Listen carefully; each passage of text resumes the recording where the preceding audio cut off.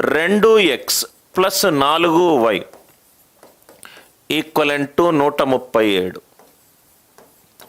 3x plus 6y equivalent to 1234. 2x plus 3y equivalent to 48. 3x plus 4y equivalent to 3x plus 4y equivalent to 60. 3x plus 4y equivalent to 60. Sir ఎందుకు sir ఈ question వేసాను sir? Coefficient ఎప్పుడు కూడా 31, 30, 29 కాకుండా మిగతాది ఉంటే ఏం చేయాలి?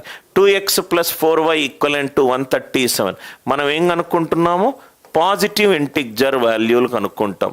పాజిటివ్ ఇంటిగ్రల్ వాల్యూ అంటే న్యాచురల్ నంబర్ వాల్యూలు సార్. అంటే వాల్యూలు 1 నుంచి ఏమైనా తీసుకోవచ్చు, 1 నుంచి ఏదైనా తీసుకోవచ్చు. 2x plus 4y equivalent to 137. 3x plus 6y equivalent to 1234. 2x plus 3y equivalent to 48. 3x plus 4y equivalent to 60. ఇది చాలా జాగ్రత్తగా చూడండి సార్. ఎలా సాల్వ్ చేయాలి? ఎందుకు సార్ ఈ క్వశ్చన్ వేసాము?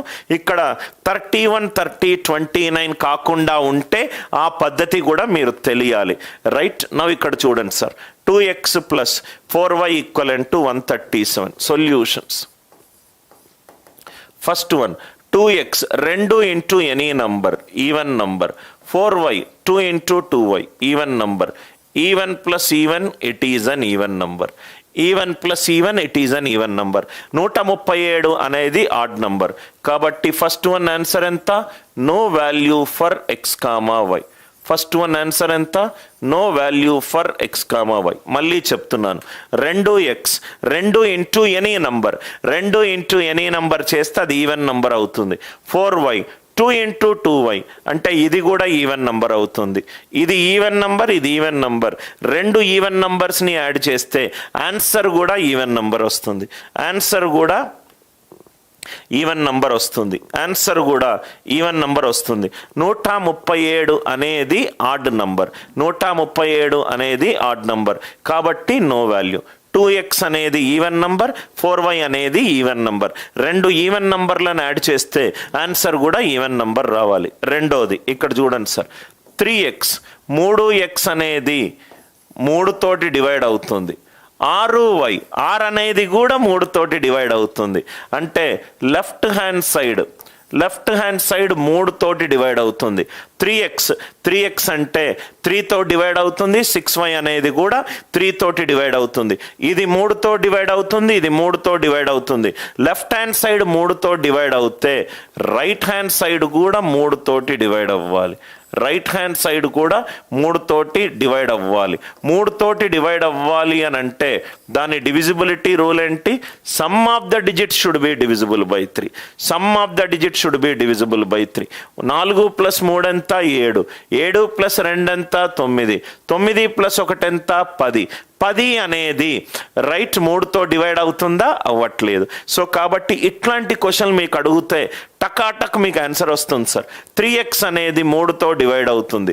6y అనేది 3తో డివైడ్ అవుతుంది. ఇది 3తో డివైడ్ అవుతుంది, ఇది 3తో డివైడ్ అవుతుంది. లెఫ్ట్ హ్యాండ్ సైడ్ అనేది 3తో డివైడ్ అవుతుంది. రైట్ హ్యాండ్ సైడ్ కూడా 3తో డివైడ్ అవ్వాలి. 3తో డివైడ్ అవ్వాలి అని అంటే సమ్ ఆఫ్ ద డిజిట్స్ 3తో డివైడ్ అయి ఉండాలి. 1 4 ప్లస్ 3 7. 7 ప్లస్ 2 9. 9 ప్లస్ 1 10. 10 అనేది 3తో డివైడ్ అవ్వదు. ఆర్ యు ఆల్ విత్ మీ? సపోజ్గా మీకు ఇంకో ఎగ్జాంపుల్ చేస్తాను. టక్కున ఆన్సర్ చెప్పండి sir. 5x plus 10y equivalent to 1342. Answer ఎంత? 5x అనేది 5తో డివైడ్ అవుతుంది. 10y అనేటిది 10 తోటి డివైడ్ అవుతుంది. 2 నంబర్లు 5తో డివైడ్ అవుతే రైట్ హ్యాండ్ సైడ్ కూడా 5తో డివైడ్ అవ్వాలి. 5తో డివైడ్ అవ్వాలి అని అంటే యూనిట్ డిజిట్ నాకు 5 కానీ 0 కానీ వచ్చి ఉండాలి. ఇది నాట్ డివిజిబుల్ బై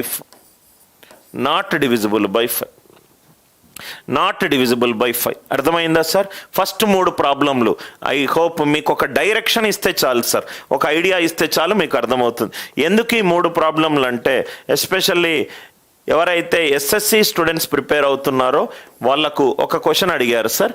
ఆ క్వశ్చన్ చూద్దాం. ఒకతను నాకు 500 రూపాయలు ఇచ్చాడు. ఒకతను నాకు 500 రూపాయలు ఇచ్చాడు. 500 రూపాయల నోట్లో ఇవ్వలేదు. అతను నాకు కొన్ని 5 రూపాయల నోట్లు ఇచ్చాడు, కొన్ని 20 రూపాయల నోట్లు ఇచ్చాడు, కొన్ని 50 రూపాయల నోట్లు ఇచ్చాడు. కొన్ని 50 రూపాయల నోట్లు ఇచ్చాడు. నాకు మనిషి 500 రూపాయలు ఇచ్చాడు. 500 రూపాయలు 3 రకాల కరెన్సీలో ఇచ్చాడు. నాకు 500 రూపాయలు 3 రకాల కరెన్సీలో ఇచ్చాడు. ఒకటేమో 5 రూపాయలు, ఇంకోటేమో 20 రూపాయలు, ఇంకోటేమో 50 రూపాయలు. అట్లా నాకు మొత్తం ఎన్ని నోట్లు ఇచ్చాడు? 20 నోట్స్ ఇచ్చాడు. అట్లా నాకు 20 నోట్స్ ఇచ్చాడు. మొత్తం ఎన్ని రకాలుగా అతను మనకు రైట్ ఇవ్వచ్చు అంటే ఇక్కడ మీరు ఆలోచించండి. నా చేతిలో ఉన్న నోట్లెన్ని? నాకు చేతిలో ఉన్న నోట్లెన్ని? 20 నోట్లు. ఆ నోట్లు ఏ రకాలు? 5 రూపాయలవి, 20 రూపాయలవి, 50 రూపాయలవి. మొత్తం ఆ నోట్లో ఉన్న కరెన్సీ యొక్క వాల్యూ ఎంత? 500 రూపాయలు. నా చేతిలో 500 రూపాయలు ఉన్నాయి. నా చేతిలో 500 రూపాయలు ఉన్నాయి. ఆ 500 రూపాయలు ఉన్న నోట్లు ఏంటేంటి? 5 రూపాయలు, 20 రూపాయలు, 50 రూపాయలు. 5 రూపాయలు, 20 రూపాయలు, 50 రూపాయలు. మొత్తం నోట్స్ ఎన్ని ఉన్నాయి? 20 నోట్స్ ఉన్నాయి. అట్లా ఎన్ని రకాలుగా ఇవ్వచ్చు. ఇది చూడండి సార్, మొత్తం నా దగ్గర ఉన్న అమౌంట్ ఎంత? 500. అది ఎట్లున్నాయి? 5 రూపాయలై కొన్ని ఉన్నాయి, 20 రూపాయలై కొన్ని ఉన్నాయి, 50 రూపాయలై కొన్ని ఉన్నాయి. XYZ అంటే నా దగ్గర ఉన్న notes. X plus Y plus Z ఎంత? 20. X plus Y plus Z ఎంత? 20. ఈ ఈక్వేషన్ అందరికీ అర్థమైందా? 5 రూపాయలవి నా దగ్గర ఉన్నవి X నంబర్ ఆఫ్ నోట్లు, 20 రూపాయలవి నా దగ్గర ఉన్నవి Y నంబర్ ఆఫ్ నోట్స్, 50 రూపాయలు నా దగ్గర ఉన్నవి Z నోట్స్. మొత్తం నా దగ్గర ఉన్న నోట్ల వాల్యూ, మొత్తం నా దగ్గర ఉన్న నోట్ల వాల్యూ 20. ఇదేమో నా దగ్గర ఉన్న నోట్ల యొక్క టోటల్ వాల్యూ. ఇదేమో ఎన్ని నోట్లు ఉన్నాయి?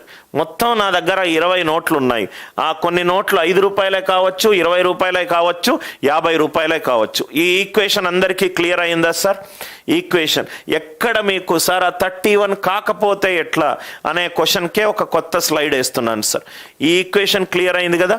చూడ్డానికి చాలామంది డిఫికల్ట్ అనుకుంటారు, కానీ కాదు సార్. ఈ 5 తీసేస్తే X plus 5Y plus 10Z equivalent to 100. X plus 4Y, sorry 4Y, X plus 4Y plus 10Z equivalent to 100. X plus Y plus Z equivalent to 20. 4Y minus Y ఎంత? 3Y. 10Y minus Z ఎంత? 9Z. 3Y plus 9Z equivalent to 20. ఇది 3తో divide అవుతుంది, ఇది 3తో divide అవుతుంది. 20 అనేది 3తోటి డివైడ్ అవ్వట్లేదు. 20 అనేది 3తో డివైడ్ అవ్వట్లేదు. అంటే 20 నోట్లతోటి 5 రూపాయలు, 20 రూపాయలు, 50 రూపాయలతోటి నేను 500 రూపాయలు ఒక మనిషికి ఇవ్వలేను. ఒక్కసారి లాజికల్గా ఆలోచించండి సార్. ఓన్లీ 5 రూపాయలే అంటే నేను 100 నోట్లు ఇస్తా.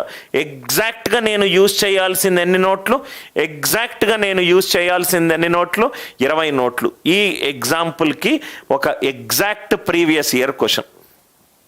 నేను 20 నోట్లు యూజ్ చేసి మళ్ళీ నోటు విలువ 5 రూపాయలు, 20 రూపాయలు, 50 రూపాయలు యూజ్ చేసి నేను ఇవ్వలేను. ఇది అర్థమైందా సార్? ఈ చాలామంది ఏంటంటే ఈక్వేషన్లో ఏవేవో చేస్తారు, కౌంటింగ్ చేస్తారు. లాజికల్గా ఆలోచిద్దాం. నోట్ల యొక్క వాల్యూ ఎంత? 500 రూపాయలు. 5 రూపాయలై ఉన్నాయి, 20 రూపాయలై ఉన్నాయి, 50 రూపాయలై ఉన్నాయి. 5x plus 20y plus 50z. X plus 4y plus 10z equivalent to 100. 4y minus y ఎంత? 3y. 10z మైనస్ z ఎంత? 9z. 3y ప్లస్ సబ్ట్రాక్ట్ చేస్తున్నా సార్. రెండో దాన్ని ఒకటో దాని నుంచి తీసేస్తే 4y minus y Krishnamraju 3y. 10z minus z 9z. 100 minus 20 ఎంత? 80. ఇది 80 సార్. ఇది 80. 100 మైనస్ 20. 80 అనేది 3తోటి డివైడ్ కాదు. Yes, you are right.